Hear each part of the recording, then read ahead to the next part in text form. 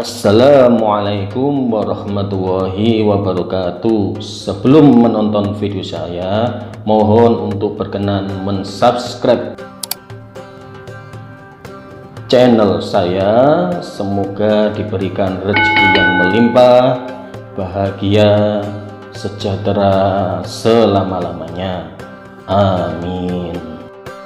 Untuk melengkapi pembahasan tentang cermin cekung dan cermin cembung di video-video saya sebelumnya, maka kita bahas juga soal-soal alat optik dan cahaya yang hitung-hitungannya dan juga beberapa teori ini.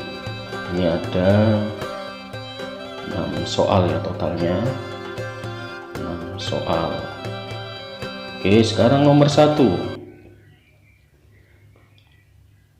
Benda berada 12 cm di depan cermin cembung yang berjari-jari 6 cm.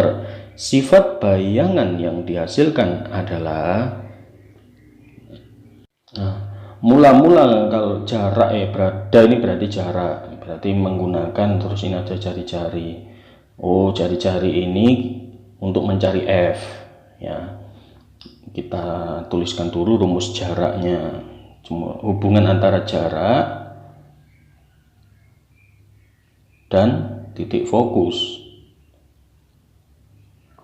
Nah, ini jarak benda, ini jarak bayangan, ini titik fokus, atau kalau sebutan lainnya adalah titik api ya. Kalau ada titik api, ada soal titik api, maka itu juga titik fokus. Nah, ini berada di 12, jadi kita isikan 12 ya, 1/12. Nah, ini kan sifat bayangan yang ditanyakan, jadi juga perlu kita mencari ini. Nah, tapi ini yang fokusnya juga belum diketahui. Titik fokusnya itu bisa kita ketahui dari jari-jarinya ini. Nah, rumusannya adalah F sama dengan R/2. Nah, ingat ya, ini kalau cermin cembung ya, kita memasukkan angkanya harus minus, karena cermin cembung kan letaknya di sini ya. Nah, kalau cermin cembung kan letak fokus sama kelengkungannya itu kan di kanan, jadi ya min jari-jarinya. Nah, kalau cermin cekung ini letak fokus sama kelengkungannya itu di kiri. Nah, sehingga plus kalau cermin cekung ya. Cermin cembung itu di kanan, jadi min. Oke, memasukkan nilainya harus hati-hati ya, minus dan plusnya ini. Nah, ini R-nya kita masukkan min karena cermin cembung. Jadi begini nanti, min 6 dibagi 2 ini karena apa? Karena cermin cembung. Oke, min 6 dibagi 2 sama dengan min 3 ya. Oke, sekarang kita masukkan, ini F-nya sudah dapat, kita masukkan ke sini. Kita masukkan kebersamaan di atasnya. 1/12 ditambah 1/s aksen sama dengan 1/f. 1/12 ditambah 1/s aksen sama dengan, nah ini kan min ya, 1/min3. Nah, kata lainnya itu ya min 1/3 ya. Langsung saya buat seperti ini ya, min 1/3. Nah, ini 1/s aksen, maka ini pindah ke ruas kanan. Kalau pindah ke ruas kanan ini jadi minus ya.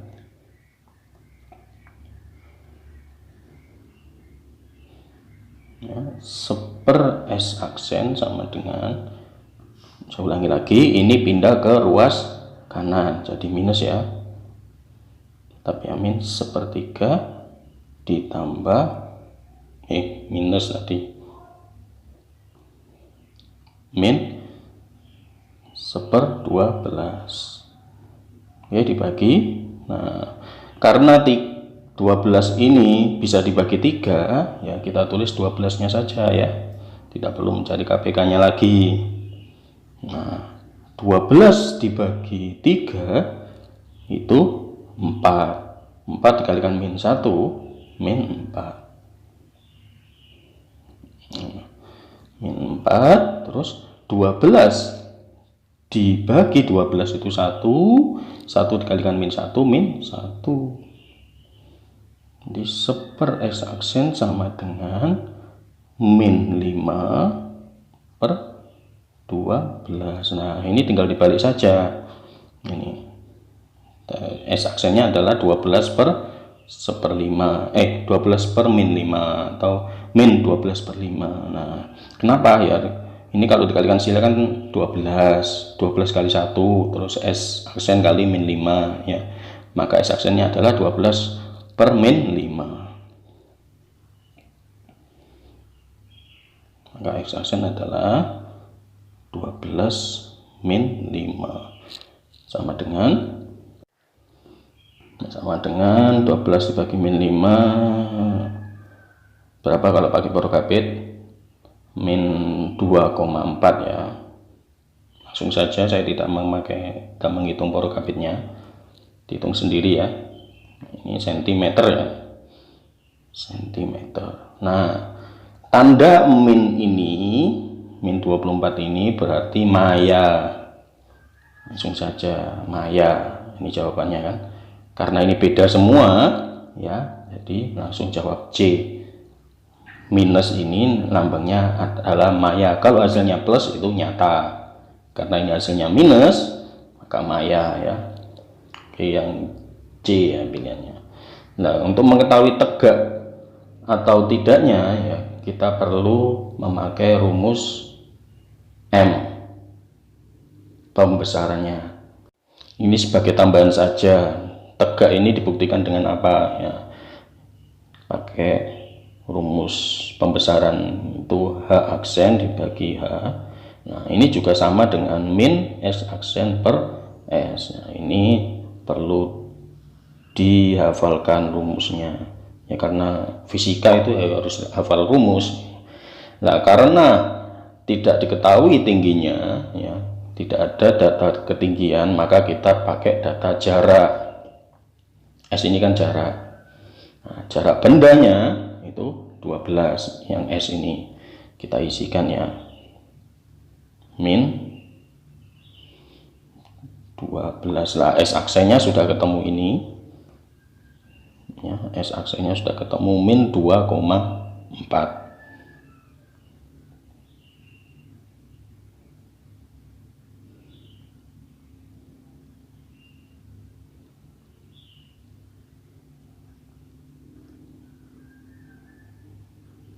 Oke, nah ini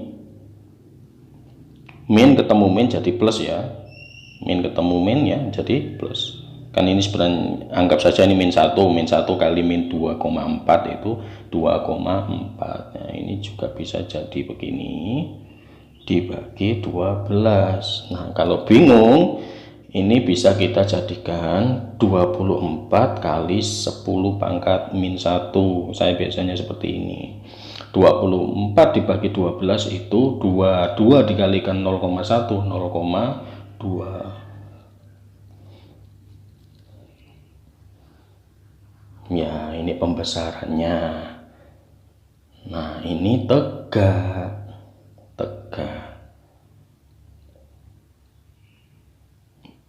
Tegak, kenapa kok tegak? Karena hasilnya adalah plus bukan minus. Kalau hasilnya minus maka terbalik. Oke, yang C. Data selanjutnya ya, data selanjutnya dari 0,2 ini kan kurang dari 1 ya, 0,2 ini kan kurang dari 1. Ini berarti juga diperkecil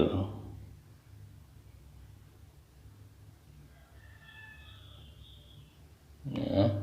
Ingat materi tentang cermin cembung ya, sifatnya selalu maya, tegak, diperkecil, itu bisa dihafalkan ya. Sifatnya cermin cembung itu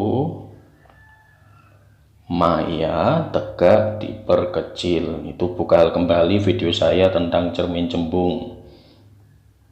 Oke, sekarang nomor 2. Ini gambarnya begini. Dua buah cermin datar disusun membentuk sudut 120 derajat. Ini duanya ya, cermin 1, cermin 2 ya. Ini begini seperti ditunjukkan pada gambar. Seberkas cahaya datang membentuk sudut 65 derajat terhadap cermin. Nah, ini membentuk 60 derajat. Nah, ini garis normal ini namanya. Ini namanya garis normal. Jadi sinar datangnya ini dengan garis normal itu membentuk 65 derajat ya, terhadap cermin pertama. Besar sudut sinar datang dan sinar pantul pada cermin kedua adalah bagaimana? Nah, ini begini. Ini ya kita pantulkan dulu sana. Gambarnya begini ya. Kita pantulkan dulu.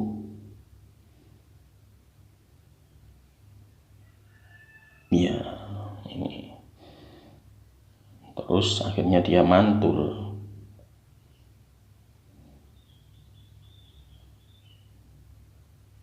Nah, ini sinarnya, ya, ini kan cermin datar. Mantulnya itu sama sudutnya ini. Ini sudutnya sama, ya, 65 derajat. Ini.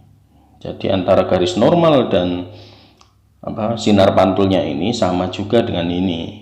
Nah, ini mantul ke sini, ini ke sini, ini jadi garis normal juga. Kita tarik garis normal, ini juga namanya garis normal. Nah, sudutnya ini dengan sudutnya ini itu sama. Oke, dari situ sudah bisa kita cari sudutnya. Nah, begini. Ini sekarang kita isikan. Ini akan 65 derajat, ini 65 derajat. Nah, sudutnya ini dari sini juga sama tentunya, karena ini sama nilainya. Ya, jadi sudut yang dibentuk di sini sama di sini itu sama. Nah, sudut garis lurus ini, garis mendatar ini itu nilainya 180 derajat. Nah, kalau ke sini itu 180 derajat ya kan. Sudutnya garis lurus, ingat ya, 180 derajat. Ini berarti. Nah, jadi ini 65 derajat tambah 65 derajat itu 130 derajat. Ini dikurangi. Tadi 180 dikurangi 30 derajat itu 50 derajat. Lah, ini kan ada dua sudut yang sama ya, ini jelas sama karena mantulnya ini juga sama. Jadi sudut ini dan sudut ini itu sama. 50 derajat dibagi 2 itu jadi 25 derajat. 25 derajatnya.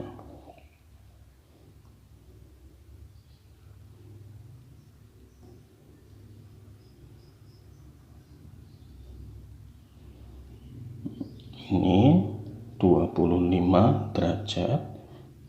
Ini juga 25 derajat. Oke, sekarang kita cari sudut pantulnya ini. Jadi berapa ini?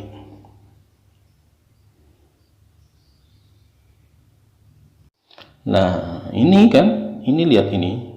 Garis ini dan ini jadi segitiga loh, ya. Ini jadi segitiga. Jadi begini, kita buat.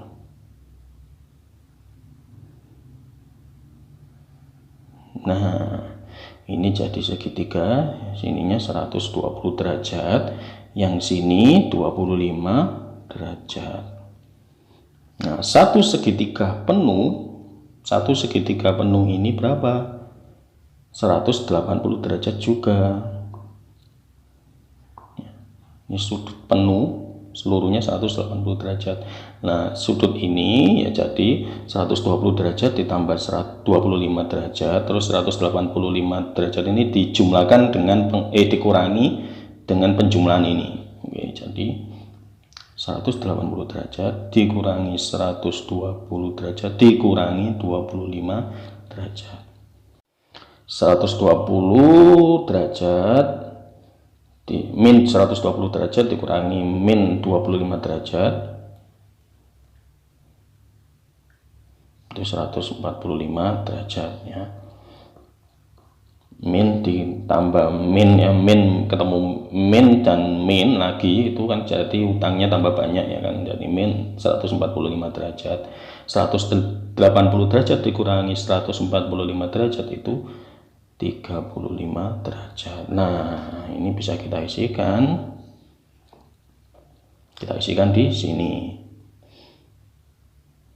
Ini 35 derajat. Lah ingat, ini kan ini ke sini juga sama ya, seperti konsepnya ini. Ini kan cermin datar. Ini sama, ini juga sama, ini juga sama. Maka ini sama dengan ini. Itu 35 derajat juga di sini. Di sini juga 35 derajat. Nah, garis lurus ini nilainya juga 180 derajat seluruhnya ini. Garis lurus ini nilainya 180 derajat. Nah, ini sudutnya ini juga sama 180 derajat. Sehingga sudut yang ditanyakan ini, sudut ini dan sudut ini. Nah, sinar datang dan sinar pantul itu berapa? Jadi dijumlahkan nanti ya. Oke, sekarang 180 derajat. Nah, ini berarti penjumlahan tadi seluruhnya. Jadi sudut ini berapa, sudut ini. Nah, ini yang ditanyakan.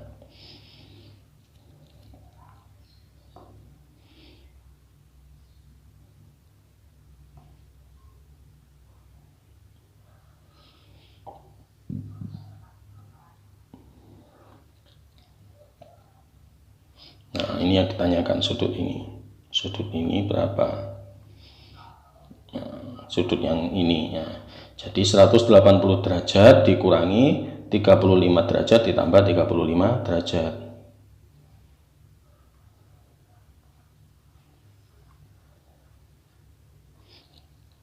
Oke, paham ya dari sini?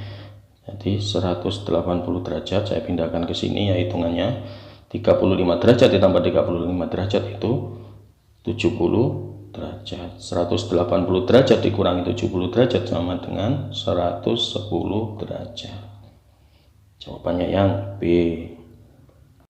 Soal selanjutnya nomor 3.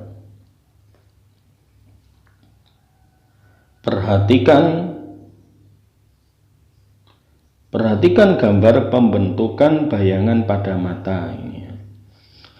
Cacat mata dan lensa kacamata yang digunakan untuk memperbaiki bayangan benda pada mata sesuai gambar adalah ya, lihat ininya saja. Ini lensanya apa, ini lensanya berarti. Nah, ini apa ya, melewati retina berarti ini kan retinanya di sini. Retinanya letaknya di sini. Di sini letak retinanya ya. Ya, ini melewati retina. Berarti ini begitu dekat ya. Jadi begitu dekat berarti dia namanya adalah melewati, maka namanya adalah hipermetropi atau rabun dekat. Rabun dekat itu menggunakan lensa cembung, lensa positif. Nah, kalau misalkan punya teman yang tidak bisa melihat kejauhan itu kan pakai negatif atau cermin cekung, itu sebenarnya kan cermin lensa cekung kok, cermin cekungnya. Nah, kalau rabun dekat itu menggunakan lensa plus atau lensa cembung yang B ya. Kalau kalian punya teman yang tidak bisa melihat kejauhan itu kan bertanyanya begini, kamu kacamatamu minus berapa? Itu berarti rabun jauh menggunakan cermin cekung. Nah, ini gambarnya itu melewati retina. Pokoknya itu ingat ini saja. Ini kalau melewati retina begini, ini namanya hipermetropi. Lensanya lensa cembung. Itu berarti rabun dekat. Nah, rabun jauh itu kan pakai ini, berarti namanya lensa plus. Cekung ini lensa minus. Untuk lebih jelasnya mari kita lihat gambar ini. Nah, ini gambar penjelasannya ini. Nah, kalau melewati retina, ya ini retinanya itu di sini, retinanya itu di sini. Kalau melewati retina, ya, diingat gambarnya saja. Ini adalah hipermetropi. Lensanya lensa cembung, ya. Kan cembung ini, cembung, ya, melengkung keluar, ya. Kalau lensa cekung melengkung ke dalam, ini melengkung keluar. Lensanya lensa cembung. Jadi yang perlu diingat itu ini ya, lensa cembung sama itu rabun dekat. Nah, seperti saya jelaskan tadi, kalau teman yang tidak bisa lihat kejauhan, kita tanyanya, kamu kacamatamu minus berapa, gitu kan. Jadi dia adalah rabun jauh. Nah, ini rabun jauh. Nama lainnya adalah miopi.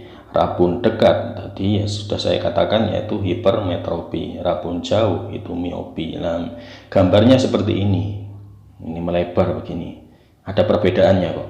Nah, kalau dekat itu begini, ya, mengerucut ini. Nah, kalau miopi itu begini. Dia di depan retina. Retinanya kan di sini. Nah, ini di depannya. Jadi dia tidak bisa melihat kejauhan, kan jauh dari retina. Nah, sedangkan hipermetropi rabun dekat itu melewati retina, jadi super dekat dengan retina. Jadi tidak bisa melihat retina, tidak bisa melihat bayangan dekat kalau melewati retina. Kalau sebelum terkena retinanya itu rabun jauh. Jadi ciri-cirinya mengingatnya seperti itu. Diingat gambarnya saja. Nah, ini terus lihatlah cerminnya. Ini kan melengkung ke dalamnya. Berarti ini namanya cermin cekung. Jadi diingat saja bentuk cerminnya. Ini berarti cermin cekung. Itu rabun jauh dan miopi. Nah, kalau mata tua ini apa? Mata tua apakah cekung? Bukan. Mata tua ini menggunakan lensa rangkap. Jadi ya gabungan antara lensa cekung dan lensa cembung. Untuk lebih jelasnya kita lihat pembahasannya. Orang yang menderita cacat mata ini, ya, ini mata tua atau nama lainnya adalah presbiopi, tidak mampu melihat benda dekat dan benda jauh, ya, tidak bisa melihat benda dekat dan benda jauh, ya. Dekat juga kesulitan melihat, jauh juga kesulitan melihat dengan jelas. Hal ini karena daya akomodasi mata sudah melemah karena faktor usia, karena sudah tua itu. Untuk mengatasi cacat mata ini, penderita harus memakai kacamata yang lensa ganda, yaitu jadi lensanya ganda, bukan hanya cermin cekung saja, bifokal nama lainnya. Jadi lensa cembungnya itu di bagian bawah, lensa cekungnya bagian atas. Soal selanjutnya.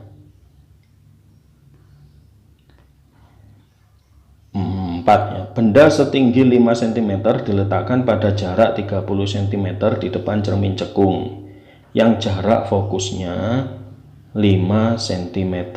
Tinggi bayangannya adalah, ini tinggi ada H, ya, sama H aksen.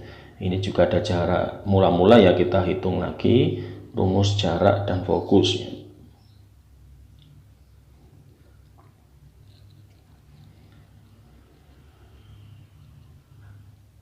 Atau begini saja biar jelasnya.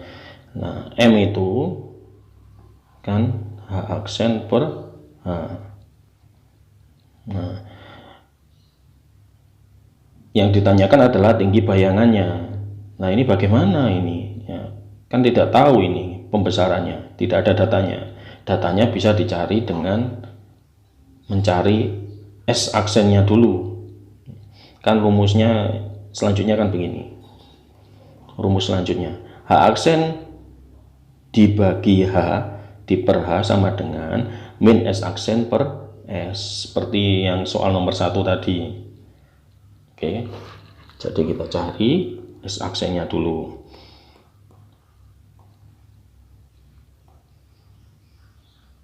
Seper S ditambah seper X aksen sama dengan seper F. Nah, kalau sudah paham ini sih langsung aja nilainya, tidak usah ditulis rumusnya, kelamaannya. Ini karena saya sedang menjelaskan saja, jadi jarak ya, harus gunakan jarak bukan tinggi. Kalau tinggi rumusnya ini jaraknya 30, bendanya ini jaraknya 30 cm. Nah kalau misalkan soalnya dibalik jarak bayangan, nah, maka isikan ke sini, jadi harus teliti ya, karena ini adalah yang ditanyakan adalah bayangannya ya, bayangannya kita cari.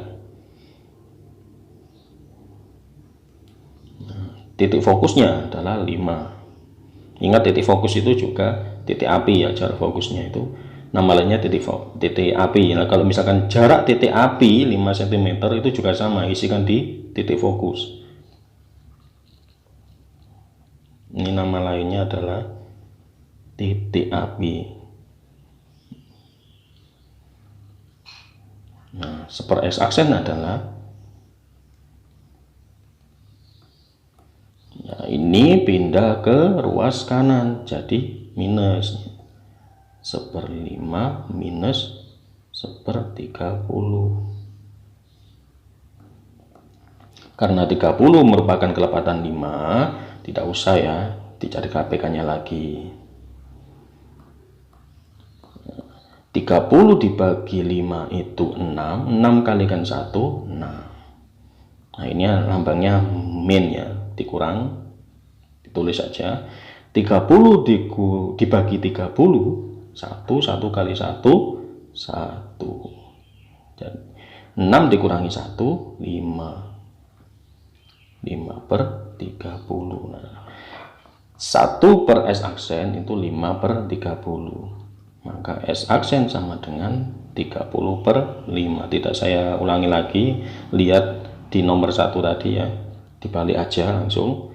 30 dibagi 5 sama dengan 6 cm. Nah, karena jaraknya ini plus ya, sifatnya adalah nyata. Kayak nomor 1 tadi, kalau nilainya minus itu maya. Nah, kalau nilainya plus itu sifatnya nyata. Oke. Sekarang kita masukkan nilainya ke sini.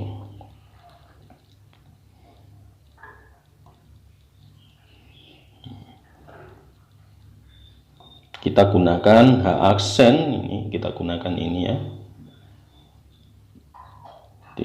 H aksen dibagi H sama dengan min S aksen dibagi S ya. H aksennya, nah ini yang ditanyakan tinggi bayangan. Yang ditanyakan dibagi per H, tingginya benda 5 ya, kita isikan 5. S aksennya tadi sudah dapat 6. Ingat ya, ada minnya, yaitu min 6 per jarak bendanya S, ini jarak bendanya itu 30, seperti ini tadi, S itu 30 ya. Jadi kita kalikan silang H aksen ya, 30 kali H aksen 30 H aksen, 30 kali H aksen sama dengan 5 kali min 6. Biar gampang sih begini, atau main coret-coret saja, lebih cepat ya.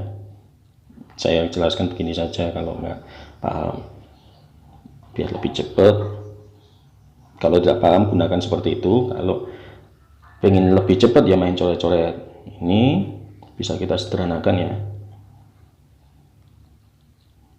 30 sama 5, ini dibagi 5, ini dibagi 5, ini 1 ya, ini dibagi 5, 6 ya. Min 6 dibagi 6 itu min 1.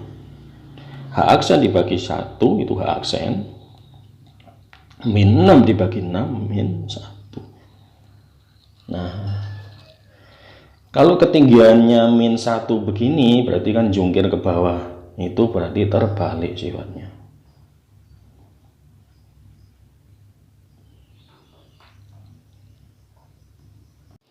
Selain terbalik, ini tinggi bayangannya tinggi bedanya itu 5.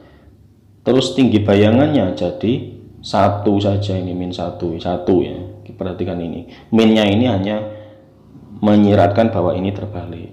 Nah, kalau ketinggiannya ya tetap 1 cm tinggi bendanya. Nah, dari awal mula itu 5, terus kok jadi 1, berarti apa sifat lainnya, yaitu diperkecil.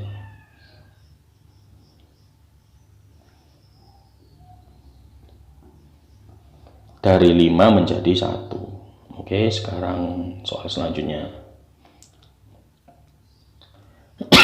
Nomor 5. Jarak bayangan pada cermin cekung dapat dihitung dengan menggunakan rumus.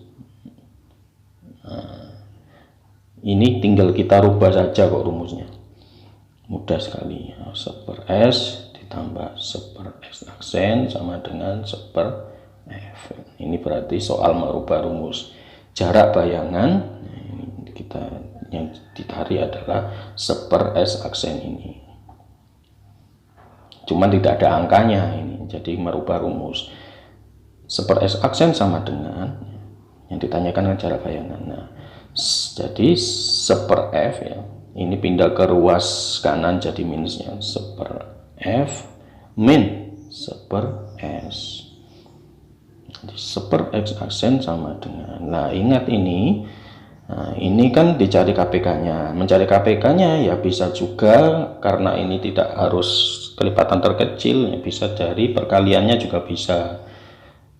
Karena ini kan mencari nilai pecahan. Meskipun lebih besar juga gak apa-apa, nanti disederhanakan lagi. Gitu. Jadi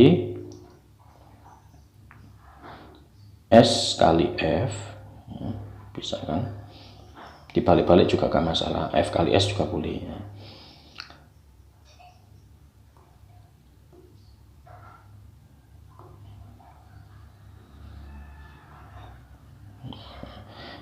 S kali F ya, berarti KPK nya itu S kali F. Nah, S kali F dibagi F itu S. S dibagi F, SF dibagi F, berarti kita dicoret saja ininya, dicoret begini kan, coret, tinggal S nya saja, terus dikalikan 1 ya, diisikan S ya.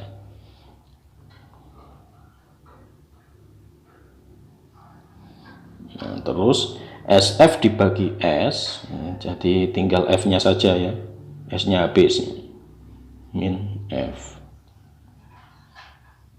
Nah, tinggal dibalik saja seperti tadi, maka S aksen adalah SF, SF nya tadi jadi di atas, terus S min F nya jadi di bawah, per S min F. Ini yang mana ini? SF min S min F. Nah, ini rumusnya. Soal selanjutnya, nomor 6. Mata dapat melihat sebuah benda apabila terbentuk bayangan tepat di retina dengan sifat bayangan. Nah, ini hafal-hafalan jelasnya ya. Itu apa? Kita buka pembahasannya. Nah, mata dapat melihat benda apabila bayangannya tepat jatuh di retina dengan sifat bayangan nyata terbalik diperkecil. Maka jawabannya yang C. Jadi kalau kita ilustrasikan itu begini, misalkan lihat orang, matanya itu begini ya, jelek-jelekan saja ya, matanya begini, lensanya ya, itu posisinya tepat di retina ini. Jadi begini, jadi nyata ya, terbalik dan diperkecil.